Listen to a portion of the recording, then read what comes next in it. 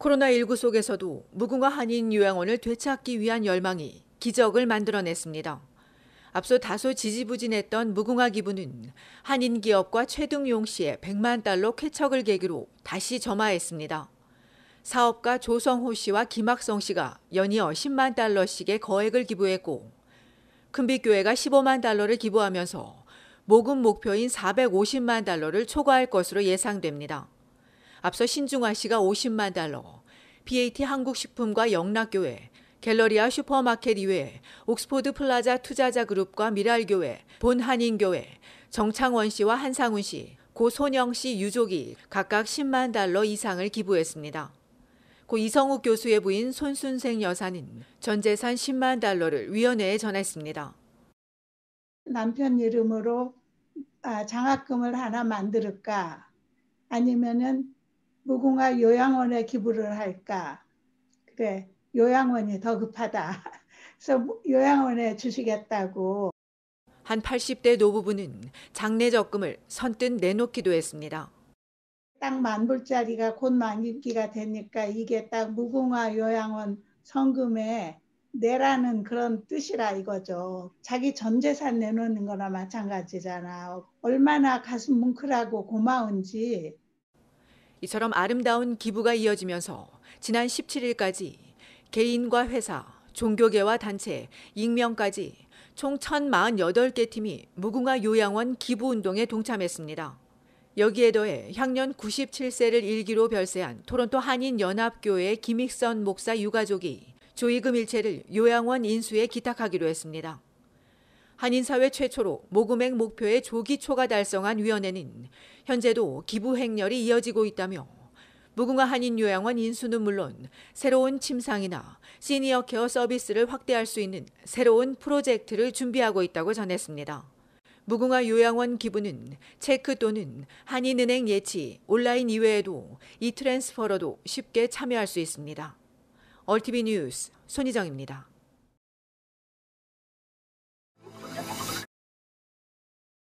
온타리오주의 과학자문기구는 3차 대유행을 진정시키기 위해선 6월 중순까지 방역 규제가 이어져야 한다고 지적했습니다.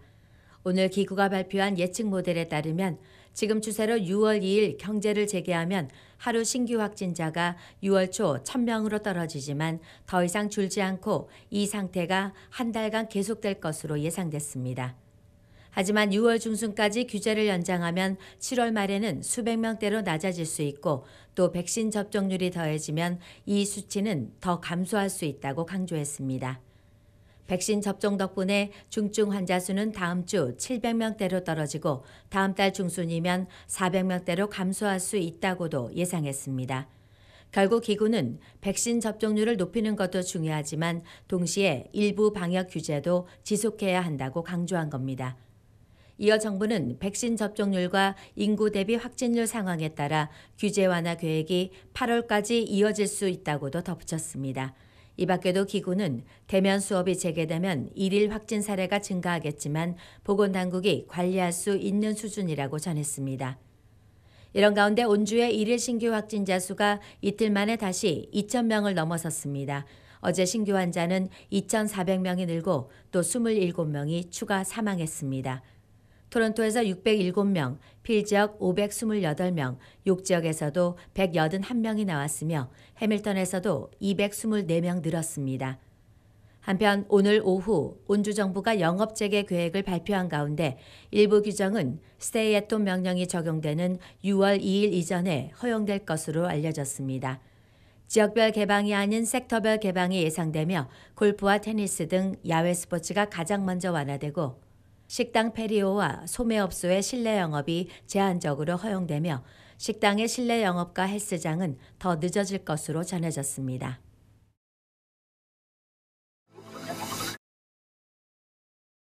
아스트라제네카 백신 1차 접종자들의 불안이 갈수록 커지고 있습니다. 이미 일부 주에서 파이자나 모더나의 2차 접종이 시작됐지만 아스트라제네카 백신 2차 접종에 대한 발표가 없는 데다 교차 접종도 확실치 않기 때문입니다.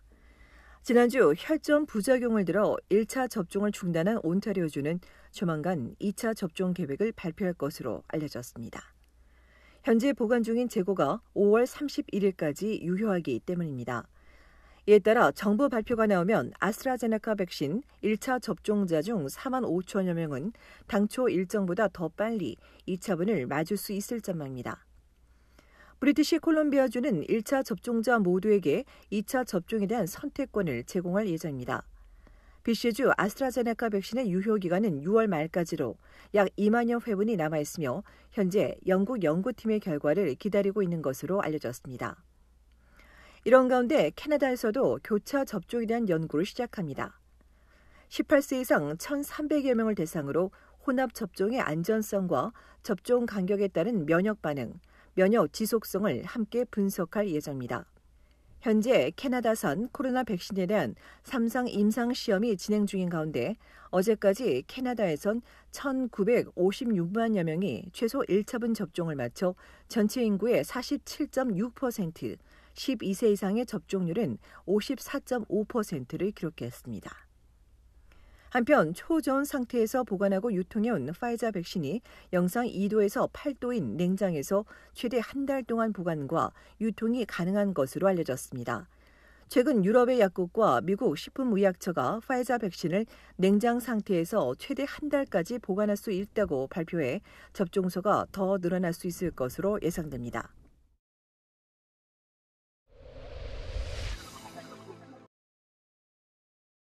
온타리오주의 캐나다 한국무용연구회가 온라인을 통해 어린이를 위한 소고춤 클래스를 운영합니다.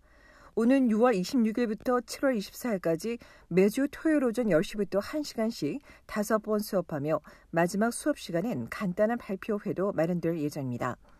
온라인 소고춤 수업은 6세 이상 남녀 학생이 대상으로 부모님도 함께 참석할 수 있으며 수업료는 무료지만 소고화체는 본인이 준비하거나 구입해야 합니다. 이번 클래스와 관련한 내용은 연구회로 문의하거나 이메일을 보내면 됩니다.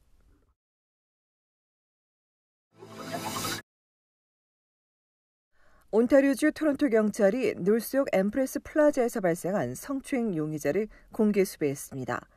경찰에 따르면 용의자는 지난 화요일 오후 4시 50분쯤 엠프레스 플라자 지하 매장에서 나와 전화 통화를 하며 에스컬레이터를 타고 올라가는 27세 여성에게 접근해 성추행했습니다.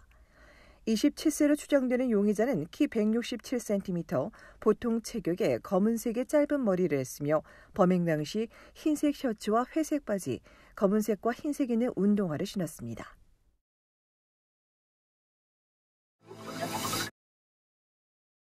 브리티시 콜롬비아주 정부가 12세 이상 청소년의 코로나19 백신 등록을 시작할 것으로 알려졌습니다. BC주 정부는 12세에서 17세 사이 청소년 접종을 학교가 아닌 클리닉에서 접종해주기 위해 어젯밤 소수 몇 명을 대상으로 시험 등록을 개시했다고 밝혔습니다. 이어 정부는 백신 공급량이 증가하면서 2회차 접종이 당초 예정된 16주보다 더 짧아질 것으로 보인다며 이에 대한 구체적인 계획은 6월 초에 공개하겠다고 덧붙였습니다. 한편 BC주의 코로나 신규 확진자는 엿새 만에 다시 500명대로 늘었고 사망자도 늘어 하루 새 8명이 추가 사망했습니다.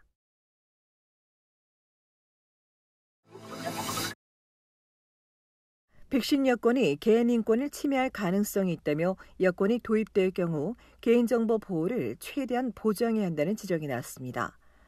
캐나다 프라이버시위원회는 백신 여권이 공공이익에 기여할 수는 있지만 시민의 자유를 침해할 수 있다며 백신 여권이 발급되려면 개인정보가 노출되지 않도록 개인보호 조치가 도입돼야 하고 또한 법적 근거도 분명히 해야 한다고 정부에 요구했습니다. 캐나다는 현재 주요 7개국 정부와 백신 여권 시행을 위한 논의를 진행하고 있습니다.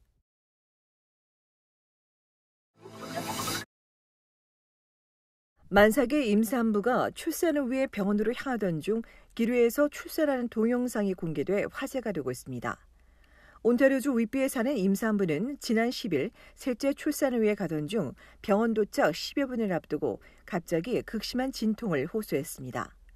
운전 중 놀란 남편은 조산사의 조언대로 차를 고속도로 가장자리에 세운 뒤 911의 지원을 받아 부인의 분만을 도왔고 덕분에 엄마 품에 안긴 아기는 세상에 나온 지 20여 초 만에 첫 울음을 터뜨려 울음소리만을 애타게 기다리던 부모를 안심시켰습니다.